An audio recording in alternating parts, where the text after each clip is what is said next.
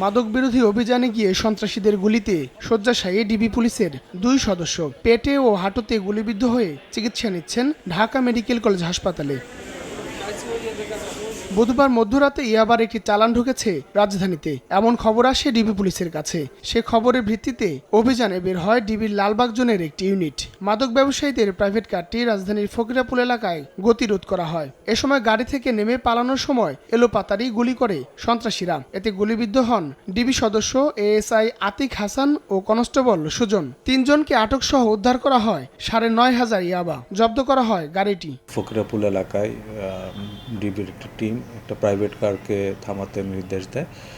এই সময় তারা পুলিশের নির্দেশ অমান্য করে প্রাইভেট কার থেকে পুলিশকে লক্ষ্য করে এলোপাতাড়ি গুলি ছোড়ে। আহতদের দেখতে বৃহস্পতিবার দুপুরে হাসপাতালে যান স্বরাষ্ট্র উপদেষ্টা। এ সময় উপস্থিত সাংবাদিকদের এক প্রশ্নের জবাবে তিনি বলেন, পর্যাপ্ত অস্ত্র সঙ্গে নিয়ে জীবন বাজি রেখে কাজ করছে পুলিশ।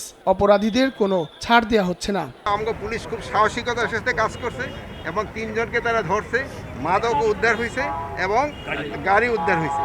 এবং যে পুলিশ যে সাহসিকতার কাজ করছে, দেখেন নিজেদের তারা জীবন বাজি রেখা মাদককে নিয়ন্ত্রণ করার তারা চেষ্টা করছে। হালকা অস্ত্র নিয়ে না, যেই পরিমাণ প্রয়োজন অস্ত্র দরকার ওই পরিমাণ প্রয়োজন নিয়ে কাজ করছে। আহতদের অবস্থা আশঙ্কামুক্ত বলে জানিয়েছেন চিকিৎসকরা।